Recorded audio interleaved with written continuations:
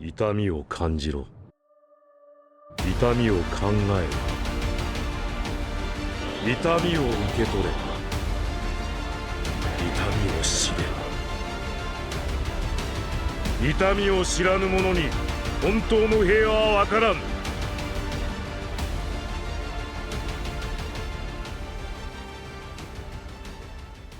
Wesh, wesh, canapèche, c'est Aspros et aujourd'hui au programme, on va analyser Naruto de manière un petit peu différente. Naruto est un manga intergénérationnel qui aura su convaincre petits et grands d'embarquer dans l'épopée du gamin rejeté de tous dont le rêve est de devenir l'homme le plus respecté de son village. À travers les 700 chapitres, on a quasiment tout eu. Des personnages attachants à la limite du réel, un univers calqué sur notre monde mais adapté au système ninja, des thématiques sur l'exclusion, l'acceptation de soi, de son destin et de la place de chacun dans le monde, la famille, les sacrifices, le bien et le mal, les limites morales à ne pas dépasser et tellement d'autres thèmes que tous les cités seraient aussi utiles que de tenter un genjutsu sur Itachi.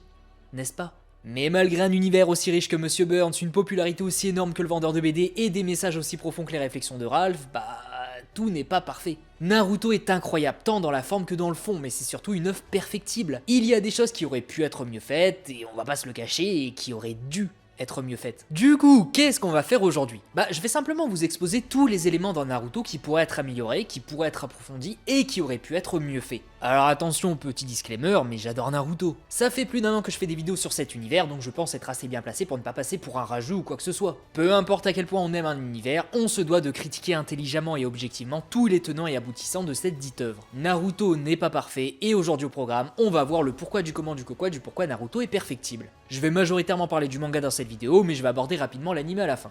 Vous êtes prévenus. Et puisque j'entends que vous avez envie de me soulever parce que j'ose critiquer le livre 5 et Naruto, on va pouvoir commencer. Alors tout d'abord, faut reconnaître que Naruto est trop court. Mais Aspros, Naruto c'est 700 chapitres, c'est déjà bien non ? Oui, c'est assez long pour faire entrer toute l'histoire qui devait être racontée. J'ai pas eu la sensation que les différentes quêtes de Naruto soient abrégées, genre terminées à la va-vite. Mais le problème c'est que 700 chapitres, c'est pile assez pour raconter l'histoire principale, mais pas assez pour développer le reste. Naruto, ce n'est pas que la quête du personnage de Naruto de devenir Hokage ou de ramener les fesses de Sasuke au village. Que ce soit les personnages ou l'univers, tout n'a pas été développé par manque de temps, et on va commencer par l'univers. Si je vous demande de me parler rapidement de l'univers de Naruto, il y a de grandes chances que vous me parliez d'un monde de ninjas en guerre constante. C'est ça l'univers de Naruto, des guerres, des conflits intra- et inter-villages, et des événements fondateurs de l'ère de Kaguya. Sauf qu'en vérité, rien n'est développé. Par exemple, parlez-moi de la première grande guerre ninja.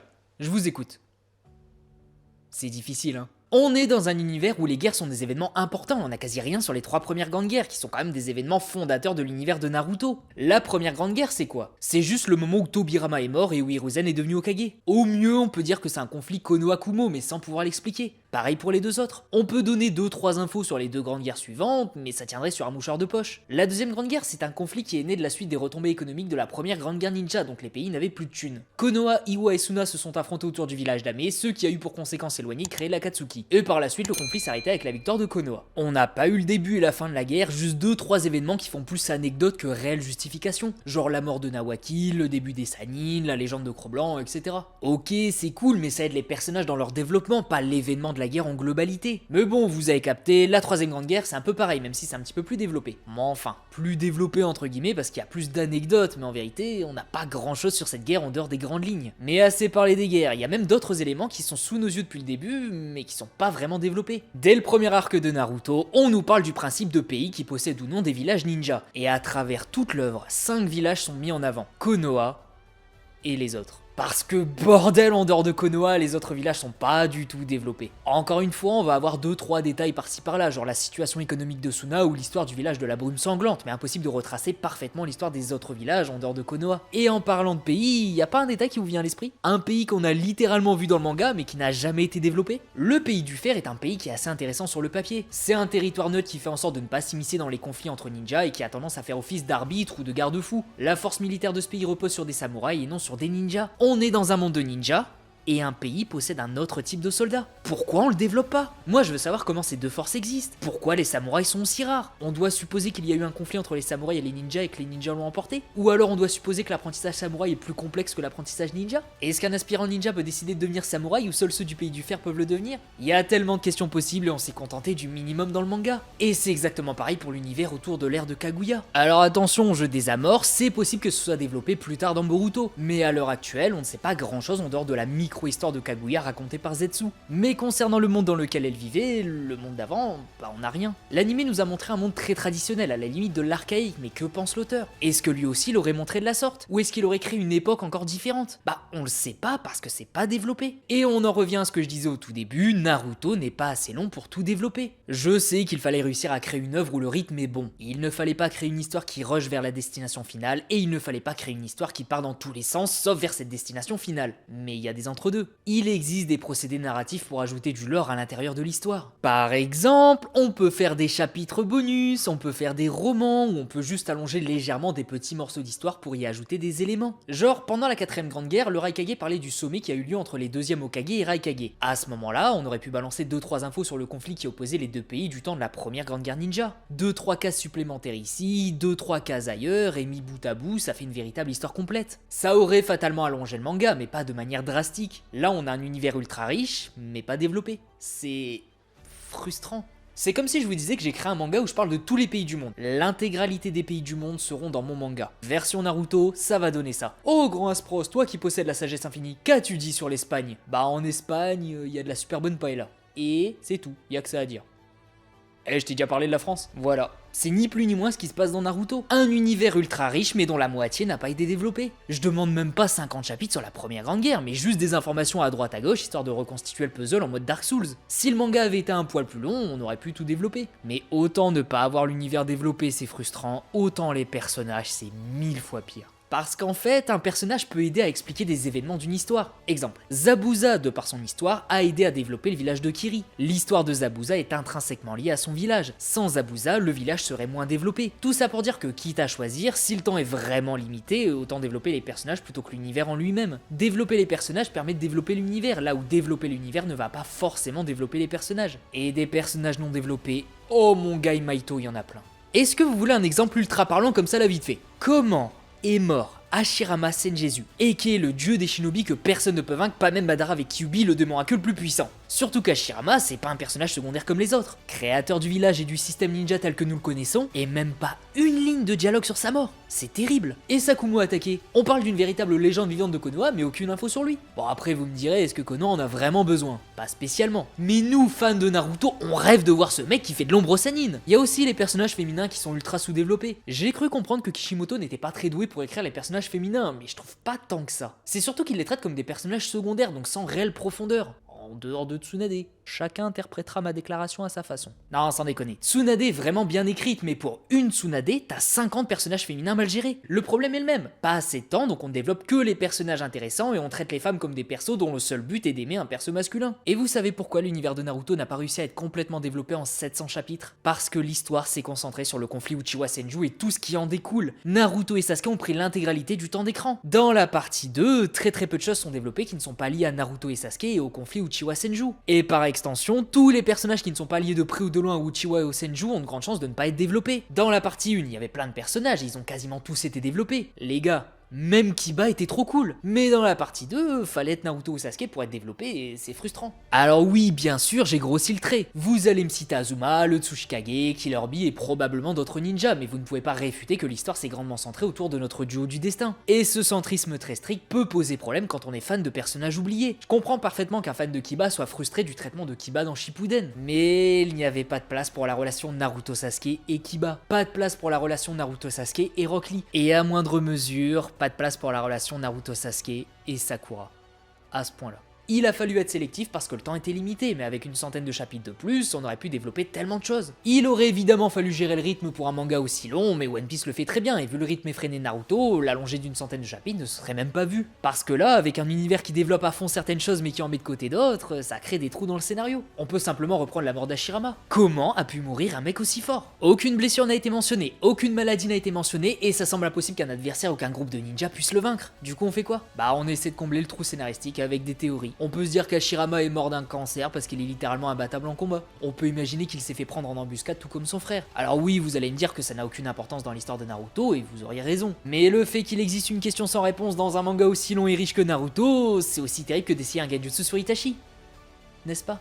Et ce genre de questions, il y en a plein. Plein de petits trous scénaristiques qu'on est obligé de combler nous-mêmes par des théories. Pas des réponses véritables, hein, mais juste des théories. Donc, peu importe à quel point la théorie semble solide, peu importe à quel point nos explications semblent logiques, ça ne restera que des théories. Je vais vous donner un exemple histoire de vous frustrer un petit peu. Comment ça se fait que Tobirama soit mort? Son équipe et lui est encerclés par l'unité Kinkaku. Tobirama a décidé de faire l'appât pour laisser le temps à son équipe de fuir. Mais vous ne trouvez pas ça bizarre? Tobirama maîtrise l'Iraishin, donc il aurait pu fuir avec son équipe. Sauf que là, en analysant la situation, on peut théoriser le fait que Tobirama soit complètement vidé de son chakra. Cette scène se déroule pendant la première grande guerre, donc il y a de fortes chances pour que Tobirama et son équipe se soient déjà battus. Ils sont tous égratignés, donc ça ne semble pas si logique. Mais comment on peut concevoir que Tobirama puisse se battre contre 20 ninjas en étant aussi limité en chakra? Il n'est pas capable de faire un Iraishin avec 6 humains, donc c'est qu'il est extrêmement vidé, genre quasiment à court de chakra. Mais pour retenir 20 ninjas, il faut forcément du chakra. Ça paraît impossible de retenir 20 ninjas sans chakra, vu que le chakra c'est ce qui permet aux ninjas de se battre. Sans chakra, Tobirama est juste un être humain, donc c'est qu'il a forcément dû utiliser du chakra pour les retenir. Et il a dû les retenir suffisamment longtemps pour laisser le temps à son équipe de fuir. La réserve de chakra de Tobirama était vidée au point de ne pas pouvoir être capable de faire un Iraishin avec 6 autres personnes. En sachant d'ailleurs qu'il a téléporté 2 bijoux pendant la guerre avec son corps d'Edo.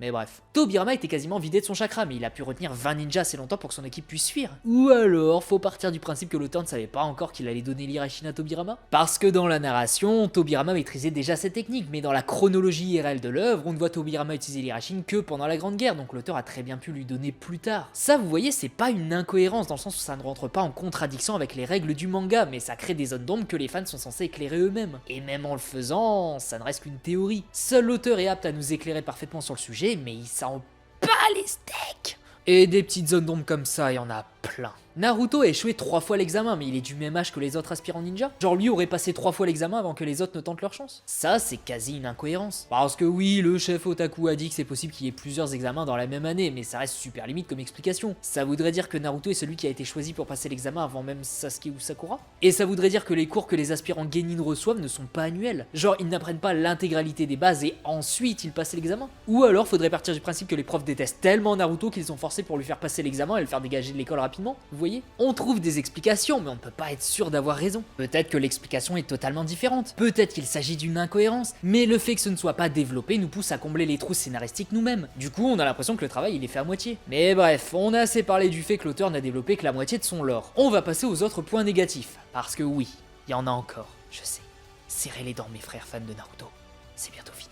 L'un des principaux défauts que je trouve à Naruto, c'est justement le personnage de Naruto. C'est un personnage qui est vraiment bien écrit et qui raconte pas mal de choses. Ceci dit, Naruto s'est transformé en Jésus au fur et à mesure de l'œuvre et l'auteur a voulu faire de lui l'homme qui a tout vécu. Par exemple, Naruto est censé être le raté qui surpasse le génie. Désolé Kishimoto, mais vu comment t'as écrit ton manga, Naruto n'est pas un raté. Il y a absolument rien qui démontre que Naruto est un raté en dehors des personnages qu'il considère comme un raté, mais c'est surtout qu'il le sous-estime. Quand Sakura, Shikamaru ou Kiba disent de Naruto qu'il est nul, c'est juste qu'ils n'ont pas compris sa réelle puissance. Il se fie à son passage à l'académie pour le cataloguer comme raté, mais Naruto a lui-même saboté ses études pour essayer d'attirer l'attention des autres. Il n'avait pas les bases ninja, donc forcément qu'il avait du retard. Mais très vite, il a appris avec Kakashi et Jiraiya et il a surpassé tout le monde. Naruto a progressé plus vite que Sasuke au point même que ce dernier s'est dit qu'il fallait rejoindre Orochimaru. C'est la progression fulgurante de Naruto qui a fait réaliser à Sasuke qu'il ne progressait pas assez vite. Et plus tard, Naruto a pris le mode ermite en genre 2 jours alors que Jiraiya et Minato, 2 ninjas reconnus à travers le monde comme l'élite de l'élite, n'ont pas réussi. Naruto aborde le thème du raté qui surpasse le génie, mais faire de Naruto celui qui raconte ça était le pire des plans vu que c'est l'inverse d'un raté. Et d'ailleurs, petite parenthèse, Naruto seul se fait pulvériser par Neji. Il lui aura fallu Kyuubi pour pouvoir le gérer.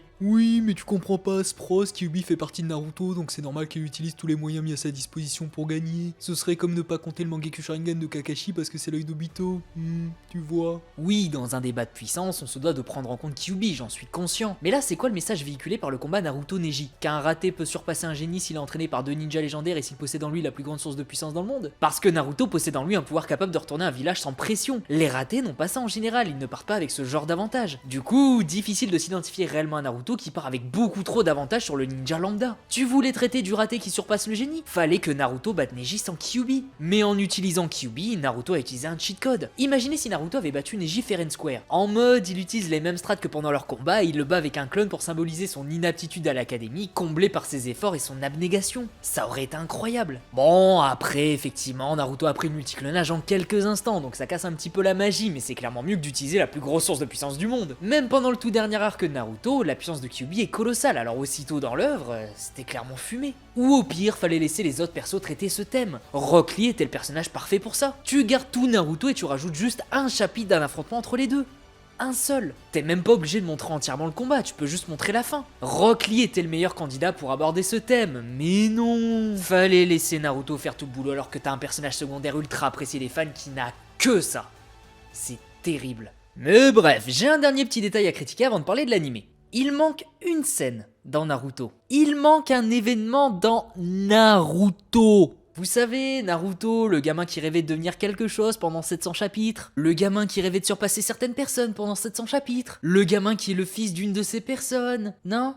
Ça vous dit rien? Bordel, pourquoi Naruto n'est pas devenu Hokage sous nos yeux? Pourquoi on a que cette image en soupçon de Naruto Hokage alors que c'est son but dès le chapitre 1? Pourquoi ne pas avoir fait un chapitre sur le passage de flambeau de Kakashi vers Naruto? On s'est investi corps et âme dans cette épopée et on nous offre même pas ce remerciement. Pourquoi il aurait fallu attendre Boruto pour avoir une version leader price de cette intronisation au poste de Hokage? Pourquoi?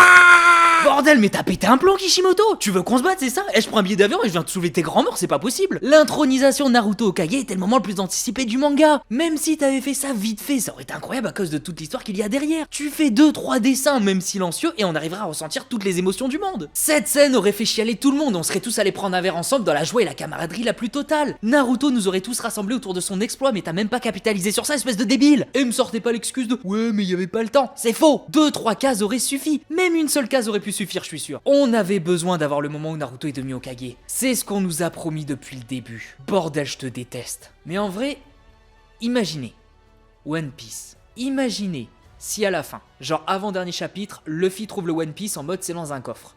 Point. Fin du chapitre. Et qu'au chapitre suivant, donc le dernier chapitre de One Piece, tu vois juste Luffy sur une case qui est considérée comme le roi des pirates et le contenu du One Piece, on s'en fout. One Piece a fait une promesse à ses fans, il y a un trésor et Luffy va le trouver. Si le contenu du One Piece passe à la trappe, les gens vont manifester devant chez Oda. Et ben on a eu ça avec Naruto. Naruto est devenu Hokage et on n'a même pas pu le voir. Naruto a travaillé devant nous pendant 700 chapitres, il a connu les doutes, les sacrifices, la fatalité, les remises en question, tout ce qui est possible et imaginable.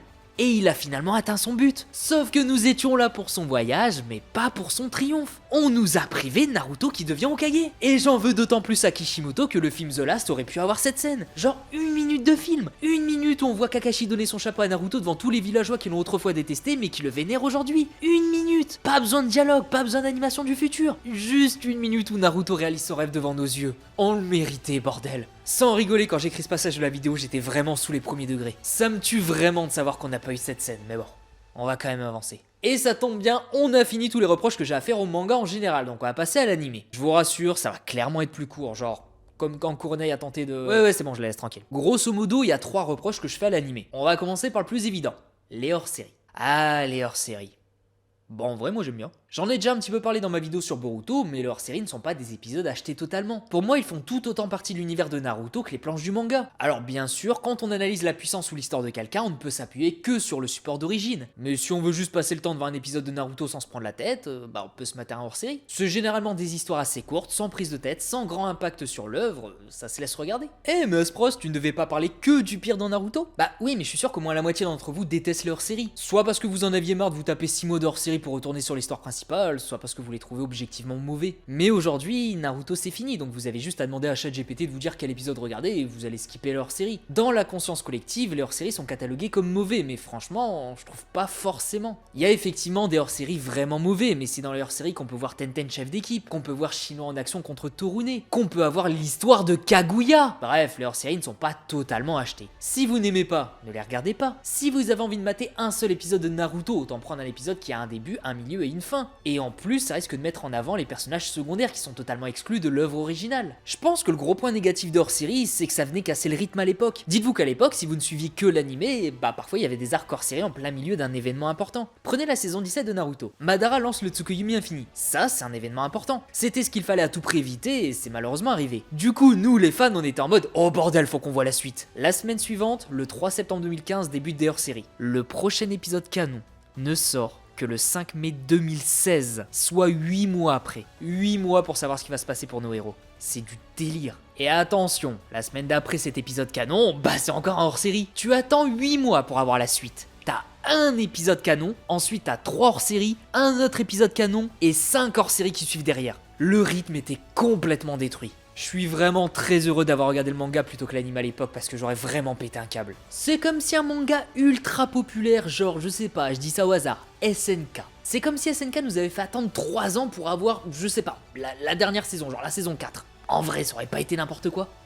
Clin d'œil. Bref, les hors-séries, on aime ou on n'aime pas, mais ce système qui vient bien casser le rythme, je doute que beaucoup l'aient apprécié. Et je sais que les hors-séries servaient à laisser le temps au manga d'avancer, mais bon, qu'on le veuille ou non, ça cassait le rythme. Ensuite, deuxième point noir sur l'animé. Je vous préviens, ça va être presque anecdotique. Il y a de la censure et parfois, c'est mal géré. Je sais que la censure permet de ne pas choquer le public le plus jeune, je le comprends et je le valide totalement. Mais reconnaissez que voir le laboratoire d'Orochimaru dans le manga est nettement plus flippant que dans l'animé. Ça aide le lecteur à prendre conscience de la dangerosité d'Orochimaru. Quand Sasuke utilise le Chidori contre Itachi, sa peau se déchiquette. Ça montre qu'il se moque clairement de se blesser lui-même si c'est pour éliminer son frère. Et je suis presque sûr que sur le moment, il l'a même pas capté. Ça appuie sa détermination. Il y a plein de scènes censurées dans l'animé qui avaient un intérêt à choquer. Choquer le spectateur peut lui faire passer des messages et peut le faire adhérer à une certaine pensée. Censurer des boobs ou la croix de Neji, ça change pas grand chose, mais censurer Nagato lui retire son côté mourant. Ça lui retire son aura de justicier prêt à se sacrifier pour une cause plus grande. À la place, on a un Nagato qui semble juste être essoufflé. Donc ouais, je suis plutôt partisan de ne pas censurer ce genre de choses. Après, c'est pas l'auteur qui est responsable, mais bon, faut reconnaître que ça minimise l'impact de certaines scènes. La première fois que j'ai vu Kaiza, je me suis dit qu'il s'est juste fait boxer. Mais quand j'ai lu le manga, j'ai compris qu'il avait pris largement plus cher et j'ai pris Gato bien plus au sérieux, malgré son nom de biscuit. Bref, la censure c'est utile, mais dans pas mal de cas, c'était trop censuré.